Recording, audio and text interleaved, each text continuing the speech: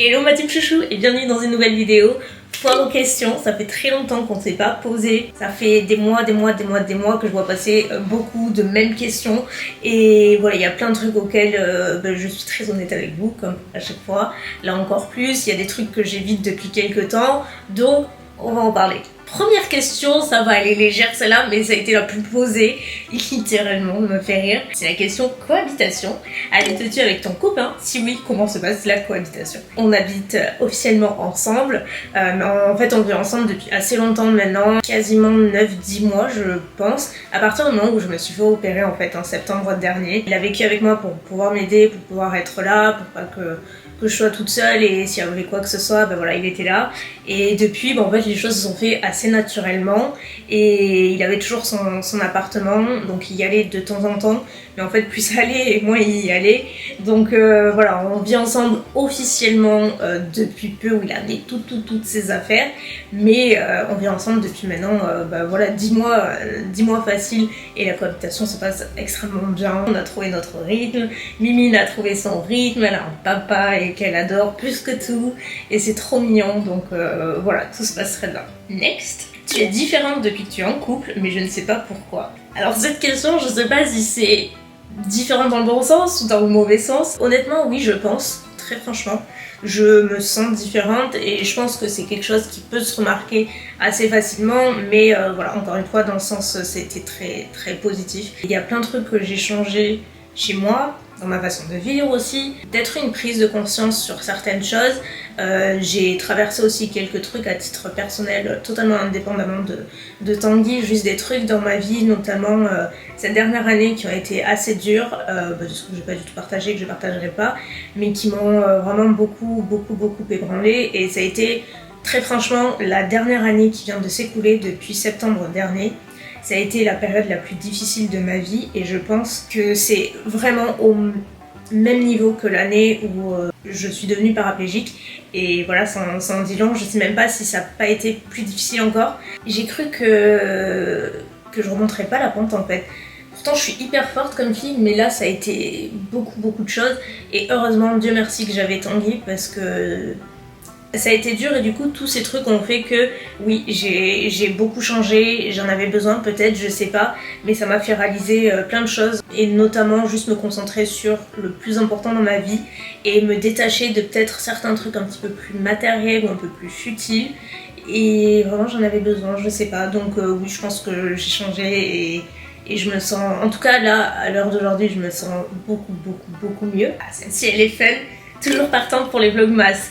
Oui! Évidemment que je vais remplir pour une autre année de vlogmas, et que je suis archi prête. Pour rappel, c'est une vidéo par jour jusqu'au 25 décembre, du 1er jusqu'au 25, sous forme de vlog. C'est un peu le calendrier de Noël façon en vidéo quoi. Et voilà, on passe vraiment plein de bons moments, c'est super sympa, il y a une chouette ambiance. Et cette année, j'ai décidé de le tourner d'une autre façon, enfin ça va être toujours en mode vlog à la cool, très authentique et spontané comme vous aimez, mais j'ai décidé d'intégrer un petit truc en plus, et je suis sûre que ça va vous plaire. De toute façon, j'ai pas trop de doute à ce niveau là, mais voilà, il y a un petit peu de préparation, et du coup ça me stresse beaucoup parce que là le temps il passe, et j'ai l'impression que je serai jamais prête, mais bon, au bout d'un moment il faut y aller, donc j'espère que tout va bien se passer. Et de toute façon, si tout ne se fait pas, c'est pas grave, c'est la vie, je travaille sur ça en ce moment, de laisser faire les choses, et si ça se fait pas, c'est que ça devait pas se faire. Le make-up, vraiment fini pour toi, ça ne te manque pas. J'ai vidé tout mon make-up dernièrement, j'ai gardé peut-être un quart de ma collection. Il y a tout ça en moins, tout ça. La suite ici. Quand je fais quelque chose, c'est que vraiment c'est archi réfléchi. Je vais pas le faire de façon impulsive, je suis pas du tout impulsive, donc quand je le fais, c'est réfléchi, et je n'avais pas de regrets. Mais j'avais quand même un pincement au cœur de me dire que ça fait 12 ans que je suis sur les réseaux, et par conséquent quasiment 12 ans que j'ai construit ma collection de make-up, et voilà, c'est beaucoup de souvenirs, c'était une page qui se tournait en fait. Et là, avec le recul, je ne regrette absolument pas, au contraire, j'ai ressenti beaucoup d'apaisement dans le fait de le faire, d'avoir tout ça derrière moi, alors que je savais au fond de mon cœur que c'était fini. Et enfin, au fond de mon cœur que c'était fini, je sais pas, peut-être que dans 15 ans, peut-être que ça me reprendra. En fait, on sait jamais, et on peut jamais savoir. Mais là, vraiment, je sais que pour moi, c'est une page qui se tourne, et c'est pas du tout quelque chose qui me manque, c'est pas quelque chose que j'ai envie de refaire. Là, si vous me dites demain t'as plus le choix, c'est des vidéos de beauté ou rien, bah ce sera rien. Ça m'excite plus du tout de la même façon qu'avant. Plus le skincare, définitivement plus le skincare que le make-up, même s'il y a certaines marques comme Charlotte Tilbury, Fenty, même dernièrement il y a des nouveautés KVD en fard liquide qui sont incroyables et je trouvais ça fou et voilà, et j'aime toujours ça, mais j'ai plus ce palpitant que j'avais avant quand je recevais ces produits. Ta wishlist ce Noël et des idées cadeaux, j'ai besoin de pistes. Alors là, bienvenue au club. J'ai zéro idée de cadeaux à mes proches et tout, genre vraiment, il y a que Tanguy où j'ai des pistes. Parce que lui c'est assez facile en vrai. Pour moi, j'ai même pas de wishlist. Genre le seul truc vraiment que je rêverais d'avoir, ce serait une cocotte le creuset. Et la team Insta le sait, je saoule tout le monde là-dessus. J'ai commencé à acheter 2-3 trucs, notamment pour Tanguy. Et d'ailleurs cette partie de la vidéo est en collaboration avec Igral parce que j'ai un énorme bon plan pour faire tous vos achats toute l'année. Et donc par conséquent de Noël si vous souhaitez, ou il y a même Black Friday je crois là bientôt. Vous connaissez peut-être Igral, moi personnellement je vous en ai déjà parlé. Et pourquoi je l'utilise déjà à titre personnel, j'ai vérifié depuis 2013 s'il vous plaît, donc ça fait une éternité que je l'utilise. Croyez-moi que j'ai testé le matos. Mais pour la présentation, Igral c'est un site qui est aussi décliné en application que vous pouvez utiliser sur vos smartphones, et aussi en extension que vous pouvez donc, et ça c'est le truc le plus pratique de la terre, pouvoir déclencher vos cashbacks. Et le principe justement c'est que Igral va rembourser une partie de tous vos achats en ligne, donc ça c'est du génie, genre vous gagnez de l'argent en dépensant de l'argent. En fait dites-vous que lors d'un achat avec Igral, donc le service touche une commission des marchands et cette commission il en redistribue une partie à ses membres et c'est donc ça qu'on appelle le cashback. Si vous voulez un ordre d'idée, en moyenne, un membre Igral gagne environ 120 € de cashback par an, ce qui est énorme. Ça peut être plus, ça peut être moins bien sûr, ça dépend de vos habitudes de consommation aussi, mais il y a énormément de marchands sur Igral. Je vous en mets quelques-uns à l'écran, il y en a une multitude. Ce qui fait que c'est hyper rentable à la fin et surtout, comme je vous dis, Igral, c'est gratuit. Je vous montre tout de suite comment ça s'utilise, comment moi j'ai utilisé, de quelle façon, par quel marchand je suis passée. Mon choix s'est porté sur Lidl car il avait besoin de rangement pour ses outils. J'ai donc pris cette étagère pour charge lourde ainsi qu'un porte-outils et je pensais à moi aussi en ajoutant une poêle grille en fonte. Comme j'ai déjà l'extension installée dans mon navigateur, je n'ai plus qu'à cliquer sur activer le cashback. Ici en plus il était en hausse à 4% au lieu de 2%. C'est la seule manipulation que vous avez à faire, puisqu'après quelques secondes, vous pouvez valider votre panier et régler. Une fois la transaction terminée, votre cashback s'affiche dans votre compte Igral. Sur ma commande Lidl, je vais donc gagner 2,48 €. Et pour vous donner une autre idée, j'ai commandé également chez Darty et Mano Mano pour des cadeaux, et voici mes cashbacks. Il n'y a pas de petites économies et à cumuler, c'est vraiment super intéressant. Le dernier bon plan et pas des moindres, je vous conseille d'aller en barre d'infos et si vous inscrivez en passant par mon lien donc qui est en barre d'infos, vous allez bénéficier de 10 € offerts au lieu des 3 € qui est le cadeau de bienvenue Igral pour chacun de ses membres. Mais en passant par ceci, vous avez droit à 10 €, ce qui est carrément pas négligeable. Donc voilà, merci beaucoup Igral. On revient aux questions. Peux-tu nous parler plus de ton changement éditorial sur YouTube? Go girl. Merci beaucoup. Mon changement éditorial, c'est... J'ai testé plein de choses.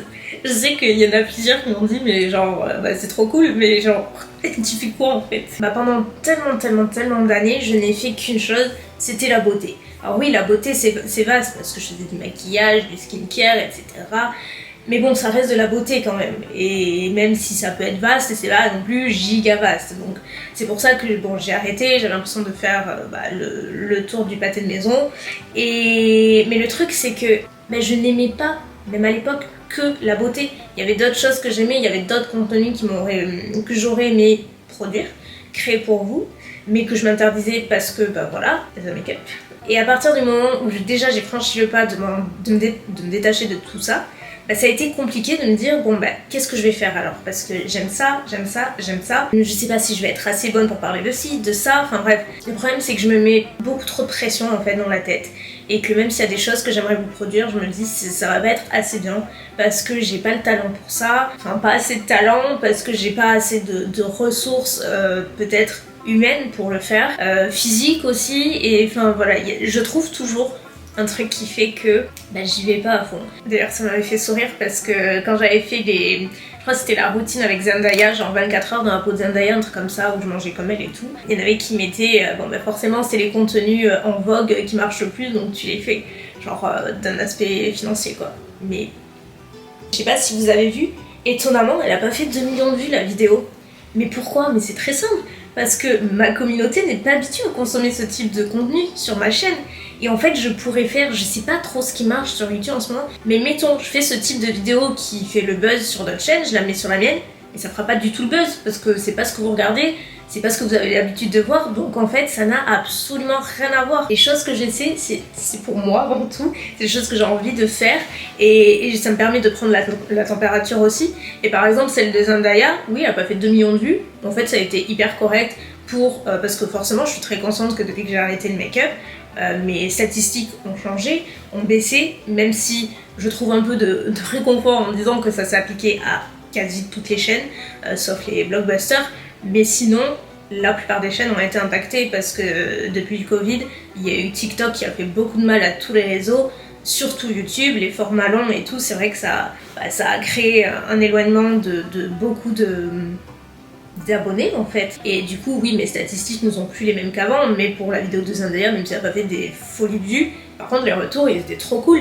Et le montage, vous avait trop plu, et j'ai eu des retours qui m'ont vraiment interpellée et sur lesquels j'ai pris des notes et tout, et ça m'a fait trop plaisir, et je regrette pas du tout de l'avoir fait. Et j'en ai pas fait d'autres parce que j'ai vraiment, en vrai, j'ai pas forcément eu le temps, je me suis concentrée sur d'autres trucs, mais c'est des trucs, j'ai envie de refaire ce contenu parce que je me suis amusée à le faire, et je pense que ça s'est vu. Je fais aussi des contenus sur le handicap. Et ça, je pense, ça fait partie maintenant de mes contenus préférés. J'en ai pas fait autant que j'aurais voulu le faire parce que à chaque fois, j'ai un invité sur la chaîne. Donc j'avais fait avec Martin, j'ai fait avec Floriane. Il faut s'accommoder du planning des uns et des autres, et ça, c'est un enfer. Il y a aussi beaucoup de recherches sur les différents profils. Enfin, c'est vraiment les vidéos qui me demandent le plus de travail, mais c'est celles que j'aime le plus produire et que je vais continuer à produire. Donc c'est sûr que c'est complètement différent d'une routine de Zendaya, ça n'a rien à voir. Mais pour autant, j'adore ça, et le handicap et la sensibilisation au handicap, c'est vraiment quelque chose que j'ai envie de pousser définitivement, sur lequel je me sens à l'aise maintenant de le faire. Et je vois que ça vous intéresse énormément, même si vous êtes en grande majorité valide, pas forcément tous handicapés. Malgré tout, vous avez énormément de bienveillance sur ce sujet, et beaucoup de curiosité, de bonne curiosité. Et ça me touche énormément. Vraiment, c'est le plus beau retour que vous pouvez me faire. De me dire je suis valide, mais en fait ce que tu me dis sur le handicap, ça me touche énormément, et je le mets vraiment en application tous les jours, ça change mon regard, et ça c'est les plus beaux retours quoi, parce que mon but c'est de vous sensibiliser sans tomber dans le drama, parce que j'ai horreur de ça, on n'est pas là pour ça. Sensibiliser votre regard, parce que ce qui m'est arrivé à moi, ce qui est arrivé à d'autres que je présente, ça peut vous arriver à vous ou à vos proches, et que c'est important d'apporter un regard aussi extérieur. Les vidéos de voyage, comme je les avais annoncées en début d'année, au final j'en ai pas fait tant que ça pour 1001 raisons. Je me suis un peu emballée peut-être sur le sujet, et que c'était pas aussi viable dans ma tête que ça ne l'était en vrai. J'en ai fait quelques-unes, par exemple la dernière c'était à Saint-Sébastien cet été, un week-end à Saint-Seb, et pareil, les retours sont super cool, j'adore les faire, ça me plaît énormément, j'adore découvrir de nouveaux endroits, de nouvelles cultures, vous partager des bonnes adresses, partager aussi parfois des aventures qui m'arrivent, etc. Enfin voilà, je trouve ça, c'est un format que j'adore faire, je vais continuer à faire. Et j'ai fait aussi des contenus un petit peu plus food.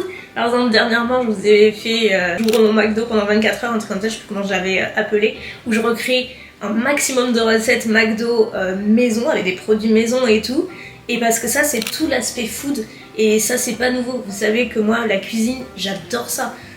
C'était au même titre que le make-up, donc ça fait des années et des années que j'adore ça, et j'aimerais vraiment, très honnêtement, je pense que c'est le contenu que j'aimerais faire davantage. C'est vrai que c'est un peu plus long à mettre en place, et moi juste physiquement, je suis honnête avec vous, ça me fait chier de le dire, mais physiquement c'est dur à tourner pour moi parce qu'il y a beaucoup de plans, il y a la caméra à gérer, il y a les lumières, il y a plein de plans à tourner et tout. Je perds un peu la motivation parce que j'aimerais faire plus physiquement, mais en fait je me rends compte que je suis limitée quand même, et ça me saoule, et voilà, et j'ai pas envie toujours de demander de l'aide à Pierre-Paul Jacques parce que tout le monde a ses occupations, et voilà, donc c'est pour ça que j'en fais pas autant que je le voudrais, mais c'est pareil, les contenus food, en fait je continuerai à en faire aussi parce que c'est moi. Vous voyez, Elsa en fait elle aime plein de choses, elle aime la cuisine, elle adore les contenus sur le handicap, et oui j'aime les contenus un petit peu plus aussi lifestyle et tout, avec les routines de célébrités, parce que moi ça m'éclate, c'est beaucoup plus léger, c'est plus futile, mais je trouve que sur le montage je peux m'éclater,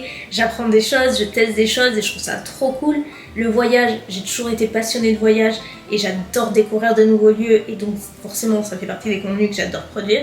Et puis forcément il y a les vlogs. Les vlogs ça fait partie de ma vie de tous les jours et c'est les contenus que je produis le plus, mais que je préfère aussi le plus produire parce que c'est authentique, c'est spontané, c'est la vraie vie. Et même s'il y a du montage, ça reste quand même plus ou moins sans filtre, vous voyez ce que je veux dire. Donc oui, c'est tout ça à la fois ma chaîne, ça ressemble à tout et à rien. Quand on me demande qu'est-ce que tu fais sur YouTube, je dis du lifestyle, parce que lifestyle ça veut tout dire et rien à la fois. Ah, cette question aussi, oh là là. Tu as refait des injections au niveau de la bouche, quel est ton ressenti après quelques injections? Enfin là sur la fac, il n'y a pas eu des millions de questions à ce sujet, mais alors j'en ai sous chaque vidéo quasiment. Ça fait 2 ans que j'ai pas fait la moindre injection dans les lèvres. Et nulle part ailleurs, de toute façon. Quand je vous dis de mon changement, j'ai changé plein de choses dans ma façon de consommer, etc. C'est que j'ai décidé de ne plus y toucher aussi, d'arrêter les injections. Je dis pas que à l'aube de mes 40, 50 ans, plus, je sais pas, j'en ferai pas. Très probablement, je suis honnête avec vous, je trouve ça hyper cool. C'est quelque chose qui existe, qui est à notre disposition. Si on en a les moyens et l'envie, on peut le faire. Et c'est libre à chacun et personne ne devrait juger ça. C'est mon corps, c'est votre corps, personne n'a le droit de vous dire quoi faire avec. En tout cas pour l'heure, je ne veux plus en refaire.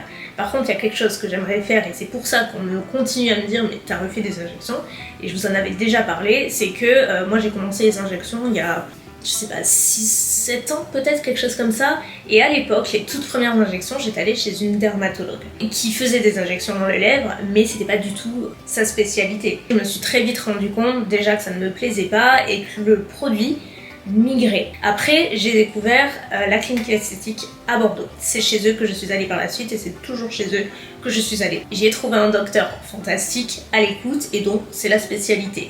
Donc elle a essayé de reprendre un petit peu les erreurs qu'il y avait avant et surtout ça me plaisait beaucoup ce qu'elle faisait. Et pourquoi je l'ai fait? J'ai vu passer dans les questions juste parce que c'est horrible à dire, mais en fait quand vous êtes sur YouTube, je sais que je suis pas la seule, vous passez votre temps à vous filmer et par conséquent à monter vos vidéos et donc à vous voir sous toutes les coutures.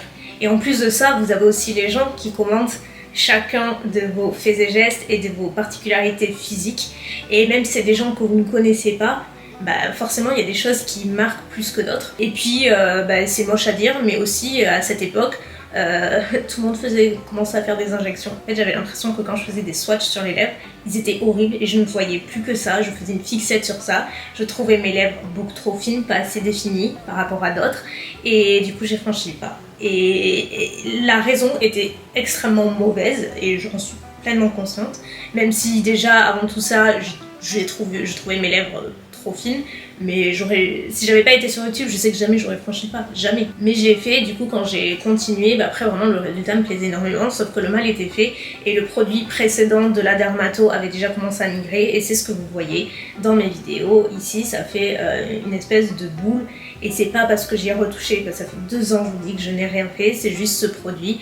Ça fait des années qu'il y est, il migre, il bouge et je ne peux rien faire. Moi de moi-même, j'ai tout essayé, croyez-moi, les massages, tout ce que vous voulez, j'ai tout essayé. Le seul truc qui marcherait, ce serait de tout retirer. Ça fait 1 an que je me mets en tête que je veux le faire, mais j'ai très peur.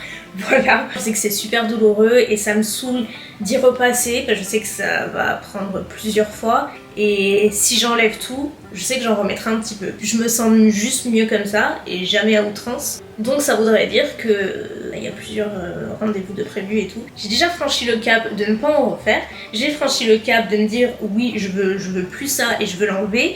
Mais j'ai pas encore fait la démarche d'appeler et de prendre rendez-vous juste parce que j'ai peur. Et voilà. Mais je sais que c'est pas super esthétique, que la boule c'est moche, etc. Et qu'on dirait que j'ai été piquée par une abeille parfois. Et c'est pas forcément obligé de le marquer en commentaire, c'est pas forcément super sympa. Croyez-moi, je me vois tous les jours et quand je me filme, c'est pire parce que je filme en 4K et je vois absolument tout sur mon visage. Donc avant même que vous remarquiez des choses, croyez-moi, je les ai remarquées. On va aller dans un peu plus de douceur. Je te sens apaisée depuis que tu es avec Tanguy, si heureuse pour toi. Quelles sont ses meilleures qualités ou ce qui fait que tu as craqué? Je fais ma curieuse. J'avoue, c'est chou. Qu'est-ce qui m'a fait craquer? Quelles sont ses meilleures qualités? En vrai, c'est une accumulation de choses qui fait que j'ai craqué. Mais je pense que c'est sa façon de prendre soin de moi. Je me suis sentie très vite en sécurité en fait avec lui et en confiance totale. parce qu'il assume le prouver en fait. Ça, moi il me faut du temps, je la donne pas comme ça. Et je prends beaucoup mon temps sur plein de choses et j'étudie beaucoup. Et voilà, juste par ses actions, par sa façon d'être, il a su me montrer que en fait je pouvais compter sur lui. Et surtout que quand on a commencé à se mettre ensemble, c'est à partir du moment où tout s'est cassé la figure dans ma vie. Le pauvre, il m'a rencontré au pire moment de ma vie où rien n'allait. Côté perso, ça n'allait pas, la santé c'était la catastrophe, le pro ça n'allait pas. Il est quand même resté, il m'a quand même aimé. C'est quelqu'un de très généreux, d'entier, de foncièrement gentil et qui veut toujours mon bonheur, le mieux pour moi. Il me dit les choses que parfois je veux pas entendre mais que j'ai besoin d'entendre. C'est vraiment la relation la plus saine que j'aurais pu espérer et il y a même plein de fois je me dis mais comment ça a pu m'arriver à moi en fait. Je pourrais dire plein de choses mais ça fait partie aussi de notre jardin. Je reste quand même pudique sur certaines choses, je pense que vous pouvez le comprendre mais ouais.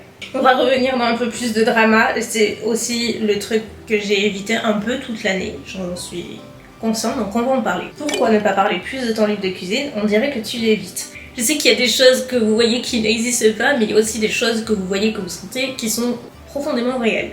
Donc le livre de cuisine, parlons-en. Donc les recettes de chouchou, qui est... En vrai, il devait sortir l'année dernière, finalement il est sorti cette année.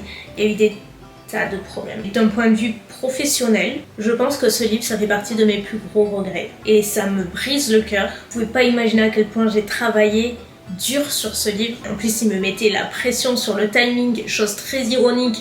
Alors qu'ils ont mis des mois, il y avait 6 mois de retard, tout ça pour avoir 6 mois de retard, alors qu'ils m'ont mis une pression de malade pour le graphisme, pour la couverture, pour envoyer les recettes. Le pire, ça a été la couverture, parce que j'avais un ultimatum, il fallait à tout prix que je donne une couverture sous 15 jours. Dans la maison d'édition, ils avaient des graphistes évidemment, mais en fait les propositions de leurs graphistes, c'était une catastrophe. C'était pire que tout, enfin vraiment c'était même pas montrable, j'osais même pas le montrer à mes proches tellement j'avais honte, c'était pas du tout, c'était pas possible. Donc j'aurais dit non, je trouve une autre graphiste ou un autre graphiste moi-même et je travaille avec cette graphiste et on va faire un truc qui me ressemble. Sauf que j'avais toujours ce délai qui était monstrueux, donc demander à un graphiste de me sortir une couverture avec un temps imparti aussi restreint, sans possibilité de modification et tout, enfin vraiment c'est horrible, vous voyez. Au final, quand on s'est mis d'accord sur une couverture, celle que vous voyez, c'est pas du tout la faute de la graphiste, parce que c'était un amour, elle a vraiment trop bien travaillé dans un délai imparti de malade. Et j'aurais voulu reprendre toutes les photos, faire quelque chose de totalement différent, et juste j'avais pas le temps. J'avais pas le temps parce qu'il me mettait la pression. Donc ça m'a saoulée, et au bout d'un moment j'ai dit écoute, c'est pas grave, on va rester avec celle-ci. Sauf que déjà la couverture ne m'a jamais plu. Et encore une fois, c'est pas du tout la faute de la graphiste, mais alors pas du tout. C'est juste que c'était pas moi, c'est pas ce que j'aurais fait, je sais qu'elle non plus, c'est pas ce qu'elle aurait fait. Donc déjà ça me ressemblait pas, et puis après quand il est sorti, il y a eu plein de... Je pourrais même pas vous les énumérer, on n'est pas là pour ça, mais il y a eu tellement de problèmes, il y a eu des problèmes d'impression. Les premiers livres qui sont arrivés chez les gens, alors que moi j'avais même pas reçu le mien. Les gens l'ont reçu avant moi. Tout était inversé, les marges étaient inversées, c'était truffé de fautes. Alors que lors du BAT, c'est le livre que je reçois pour validation avant qu'il parte en impression, tout était ok, j'ai signé, c'était ok, sauf que quand ils l'ont reçu, c'était tout à fait autre chose, soit disant qu'il y a eu un gros problème technique, un bug et tout, et bon, en attendant, il était chez les gens, donc du coup on a dû faire repartir les livres pour faire une nouvelle impression. Vraiment en interne, ça a été sans arrêt, des batailles. Tout ça pour dire que à la fin, dans l'état, le livre, c'est absolument pas moi. Et en fait, mon travail, j'ai l'impression qu'il a été pris donc comme une feuille de papier, chiffonné en boule et jeté dans un coin d'une pièce. Pour moi, c'est exactement ce qui s'est passé et ça m'a vachement affectée. Donc ça aussi, cette année, ça m'a saoulée parce que j'avais l'impression que tout ce que je le faisais mal, même si c'était pour le coup totalement indépendant de ma volonté et que si les choses auraient pu se passer différemment, le livre n'aurait pas ressemblé à ça, je l'aurais même pas sorti pour tout vous dire. Donc j'en ai pas parlé parce que il y avait trop de problèmes en interne. Je me suis occupée personnellement de beaucoup de personnes, mais c'est pas mon travail et ça devrait pas se passer comme ça, et je le fais parce que je tiens mes abonnés et que quand mes abonnés dépensent de l'argent pour le travail que j'ai fait et des choses que je veux le vendre, c'est juste normal. Je vais pas leur dire ah bah oui bah c'est comme ça, c'est pas mon boulot. Non. D'ailleurs, j'ai jamais fait 1001 collaborations, j'aurais pu parce que j'ai eu des propositions ces 10 dernières années. J'en ai refusé plus que j'en ai accepté parce que je le sentais pas forcément et que quand je fais quelque chose, je veux avoir le temps pour pouvoir produire quelque chose de bien qui soit à mon image. Et là, ça s'est pas fait. On s'approche de la fin parce que c'est un film, mais bon, il y a beaucoup de choses à raconter. Une bonne question d'ailleurs, je trouve. Tanguy a eu des difficultés au début avec ton métier, est-ce qu'il prend plaisir maintenant à t'aider dans tes projets? Il a eu des difficultés, oui et non, c'est quelqu'un qui s'adapte très facilement, mais c'était tellement éloigné de tout ce qu'il connaît et de sa vie que forcément ça a été un ajustement. J'ai peur d'utiliser les mauvais mots, mais en gros, de ce qu'il me disait, c'était que ça a été plus facile et rapide pour lui d'accepter ma situation genre en fauteuil, avec le handicap au quotidien, plutôt que mon métier, qu'il ne connaissait pas et sur lequel, oui, il avait quelques préjugés comme pour beaucoup, mais maintenant, bien sûr qu'il s'y est complètement habitué, qu'il accepte à 1000% et il m'aide beaucoup. J'aime beaucoup lui demander son avis sur pas mal de trucs, même si à la fin c'est toujours moi qui décide entre guillemets, mais j'aime bien parce qu'il a un avis quand même assez tranché, il a un regard extérieur, il a beaucoup de réflexion, c'est quelqu'un de profondément intelligent, trop intelligent des fois. Il est très bienveillant et qui me connaît parfaitement, il sait parfois plus les choses que moi. Là notamment par exemple pour les vlogmas, donc je vous en reparlerai, mais comme je le disais, je travaille sur un truc un peu particulier et il m'a beaucoup aidé sur ça. C'est lui qui me donne aussi beaucoup d'idées, bouillonne d'idées pour plein de trucs. Moi je suis pas du tout comme ça, donc ça m'inspire aussi, ça me donne envie d'être un peu plus comme ça, même si pour lui c'est plus naturel que moi. Donc ouais, il m'aide définitivement sur plein d'aspects, mais après voilà, il a son taf, donc il travaille pas pour moi ou quoi que ce soit. Comme il le dit, il a appris plein de choses sur l'entrepreneuriat depuis qu'il est avec moi et il a vu vraiment les coulisses. Ça a été très formateur pour lui apparemment, c'est quelque chose qui fait que répéter. C'est d'ailleurs lui qui me donne envie de beaucoup plus entreprendre de choses, de me développer sur d'autres trucs. C'est quelque chose que j'ai encore du mal à faire parce que j'ai beaucoup de problèmes de confiance et tout. Je me dis toujours que ce que font les autres c'est beaucoup mieux, etc. Donc, mais c'est quelque chose que j'ai envie de creuser et avec lui à mes côtés, il me donne vraiment envie de me dépasser sur plein de trucs. C'est aussi une des raisons qui m'a fait craquer. Et dernière question beaucoup plus légère, c'est d'ailleurs Clara, ma coiffeuse, c'est quoi notre prochain projet capillaire? Elle me fait rire, j'y retourne bientôt, la fin novembre je crois. Et ça tombe bien, parce que pour, je pense, la première fois depuis que je vais chez Clara, donc des années, je sais pas du tout quoi faire. J'ai pas envie de revenir au blond. Oui. Figurez-vous que je pensais même à arrêter peut-être les colorations. Je sais que ça leur ferait du bien, même si en vrai là, bon, ça va, ils sont bien. Mais bon, je sais que ça me manquerait aussi parce que j'adore ça. Je sais que j'ai pas envie de faire quelque chose de dramatique. Je veux enlever le cuivre que j'avais fait. Parce qu'au final, même si j'adore, je trouve que c'est super dur d'entretien. Parce qu'au final, là, ça reste uniquement sur les longueurs. Et je trouve que ça fait plus ombré, vieux tie and dye maintenant que voilà. Et du coup, j'aime pas trop. Donc ça, je veux l'enlever. Et soit je fais une couleur, genre un truc un peu naturel, un joli brun avec peut-être quelques reflets, mais quelque chose de facile d'entretien, que j'ai pas à y retourner tous les 2 mois. Je sais pas. Si vous avez des suggestions, n'hésitez pas à me dire. D'ici là, tout peut arriver, mais franchement, ça m'aiderait énormément. Donc si vous avez des idées, des trucs que vous pensez qui pourraient me plaire, qui m'iraient, dites-moi. Voilà ma team chouchou, c'est tout pour cette vidéo, ça me fait trop plaisir de papoter avec vous. J'espère que tout va bien de votre côté, que vous êtes excités pour les vlogmas. Moi je suis complètement, ça va très bientôt être là. Donc si vous n'êtes pas abonné, abonnez-vous parce que là il va falloir suivre le rythme. Activez les notifications aussi pour être au courant de chaque nouvelle vidéo parce que ça bug, vous savez l'algorithme et tout YouTube, c'est pas toujours super cool. Je vous fais de gros bisous et à très bientôt. Bye.